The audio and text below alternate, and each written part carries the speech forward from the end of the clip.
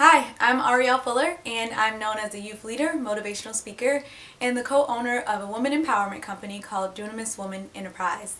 I'm really known to empower a lot of women on a lot of different topics, but because this is the month of January, I want to talk to you about something that's very near and dear to my heart, and that is cervical cancer awareness.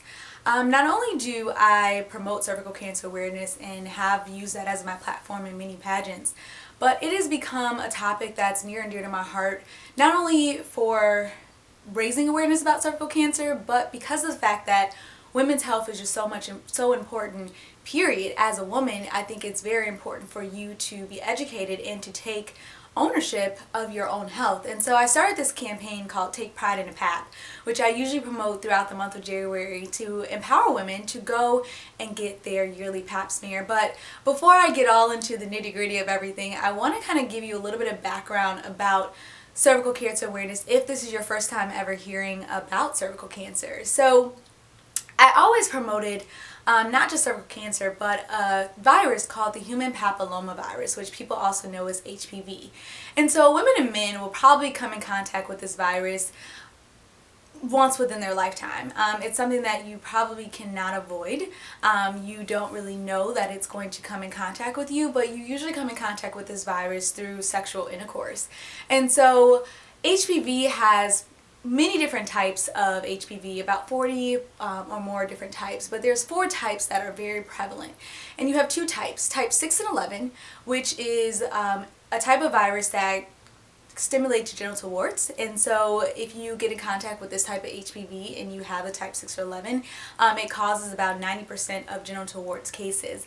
Then you have a type which is 16 and 18, and this type of HPV causes about 70% of cervical cancer cases.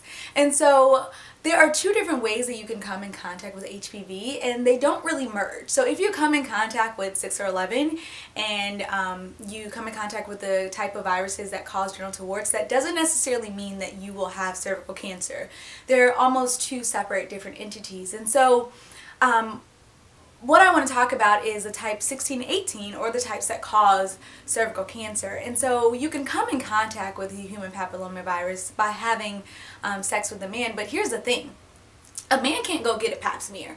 So a man is usually the #1 carrier of this disease, but they really don't even know it because they don't have a cervix. They're not responsible to go get a pap smear, and they probably will not inquire about it. So it is up to you and your responsibility as a woman to take responsibility of your body. And like I tell young women all the time, no one's going to respect your body unless you respect your body more. No man is going to respect your body. No female is going to respect your body. You have to respect your body and respect your own health for someone else to be able to respect you. And if you know what you want, if you know what you desire in life, then you're able to tell other people how to love you. And so when it comes to taking ownership of your health, I feel like if you're engaging in sexual activity, you're making that decision as a woman, not as a little girl, not as a, oops, I made a mistake. You're making that decision as a woman, and so there's other decisions that come with that one decision, and one of those is being proactive of your health. And I feel like there's many reasons of why most women do not go get a pap smear, and I'm going to explain some of these reasons to you. When I talk to a lot of my younger generation, they are engaging in sexual activity, but they're not telling their parents. They're not telling maybe their teachers or anyone around them, and so they're nervous to even disclose to someone that they're engaged in sexual activity. So reality is they're probably not going to go get that pap smear. And so if they were to come in contact with HPV, this virus is sitting in their body waiting and getting worse because they are not going to go receive their pap smear. And so just because you don't have a regular doctor doesn't mean you can't go to a clinic and get an actual pap smear. And then we have our older women who are probably married, probably who are in a committed relationship, and every year you just forget your pap smear. You're like, oh, I trust my husband, or I trust my boyfriend, and there's no need for me to go get maybe a pap smear, to find out if I have HPV. And this is something that you can't forget. It's something that comes every year, but you have to be proactive in doing that. And I tell men all the time, encourage the woman in your life to go take ownership of her health. Encourage her to go get that pap smear. And so I really want to encourage you, whether you're abstinent, whether you're engaged in sexual activity, whether you're a virgin, just be knowledgeable about yourself as a woman and what it takes for you to, when you do engage in sexual activity, the requirements that it takes for you to move forward to take care of your health. And I never had anyone in my life who maybe necessarily passed away from cervical cancer, but this became such a huge topic to me when I was in college. And I've always was someone who always had a good relationship with my OBGYN. It just, whether it was anything, whether it was like that, yeast infection or just things that were just crazy as a woman growing up. And so when I got older and I went off to college, I went to go receive my pap smear, and I asked my OBGYN, I said, do a lot of young girls in college come up here and get their pap smear? And she was like, no, a lot of people go get tested for STDs and, AIDS, but they don't really see the importance of a pap smear. And so it became an alarming factor for me because I've always was someone who took care of my body. And so when I went to go get my pap smear, and she told me, she said, Ariel, you've come in contact with HPV. And I was like, what? Like, I was like nervous, like, what? Like, what does that mean? Like, I'm thinking I'm about to die, right? And she's like, don't worry about it. Kick up your immune system. Your body will fight off the virus naturally. There is no cure, no cure for it. It's not a shot you get that takes it away. Your body will fight off, it with the immune system.